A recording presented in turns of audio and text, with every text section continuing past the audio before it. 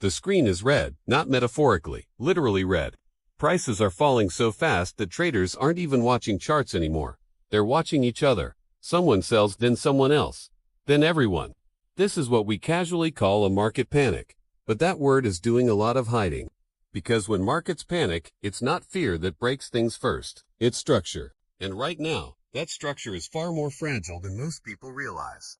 This matters today because panic doesn't announce itself. It arrives disguised as a bad week, a temporary correction, a healthy pullback until suddenly it's not.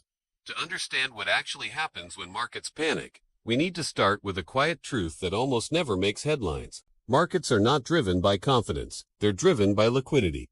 Confidence is what people talk about. Liquidity is what decides who survives. Here's the simple version.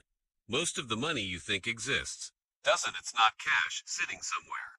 It's promises, agreements, IOUs, stacked on top of other IOUs. Stocks, bonds, derivatives, funds, ETFs. These are not piles of money. They are contracts that assume someone else will be there tomorrow to take the other side of the trade. Markets work beautifully as long as that assumption holds. Panic begins the moment it doesn't. Let's walk through it. At first, nothing dramatic happens. A headline hits, maybe inflation data, maybe a bank fails, maybe a war escalates. Prices dip. This is the phase commentators love. They debate narratives, they argue fundamentals, they reassure. But beneath the surface, something more important starts moving. Large players, hedge funds, banks, asset managers begin stress testing their positions. Not emotionally, mathematically. They ask a brutal question. If prices move just a little more, do we still meet our obligations? Because much of modern finance is built on leverage, borrowed money, margin, collateral. When prices fall, collateral shrinks, and shrinking collateral triggers margin calls. This is where panic actually starts. A margin call is simple and cruel. Add more money. Or sell. Not tomorrow. Now the first institutions to act don't panic. They liquidate calmly, quietly, efficiently. They sell assets they don't want to sell, not because they're bad assets, but because they're liquid. That selling pushes prices down further, which triggers more margin calls, which forces more selling. This feedback loop has a name, but markets prefer not to say it out loud. Forced liquidation. Notice what's missing so far. Emotion, panic, at this stage, is mechanical. Now comes the second phase. The one retail investors feel. Prices fall faster. News turns urgent. Charts look ugly. People log into their accounts and see numbers they've never seen before. Losses that feel personal. They're told calmly not to panic. So they do. But here's the uncomfortable part. By the time the public feels panic, the real damage is already done. Because the biggest selling didn't come from fear. It came from obligation.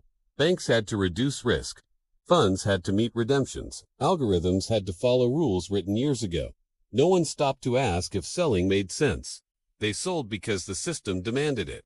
And the system does not care about logic in moments like this. It cares about survival. Now, liquidity, the ability to sell without crashing prices, starts disappearing. Buyers step back. Spreads widen. Markets become thin. This is when strange things happen. Assets that have nothing to do with the original problem start falling together. Stocks, bonds, crypto, sometimes even safe havens. Correlation goes to 1. Everything sells off at once. This is where the irony kicks in. The assets designed to reduce risk become sources of it. Diversification fails. Models break. Risk metrics spike. And suddenly, institutions realize they are all holding the same exits. Now comes the part few people see clearly. Central banks. When markets panic, central banks don't rush in to save investors. They rush in to save plumbing, payment systems, short-term funding markets, collateral chains. Because if those break, the financial system doesn't wobble. It freezes. So liquidity facilities open. Emergency programs appear. Balance sheets expand. Not because prices are falling, but because transactions are failing. This is where public perception and reality split completely. Headlines say, markets recover after central bank action. What actually happened is quieter. The system was given oxygen before it suffocated.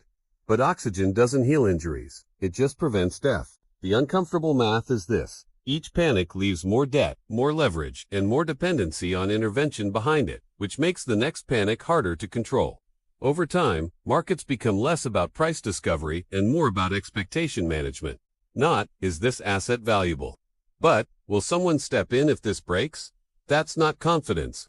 That's conditioned behavior, and it explains why markets can feel disconnected from reality until they aren't. When panic hits, markets don't reveal human fear. They reveal incentives. Who is forced to sell?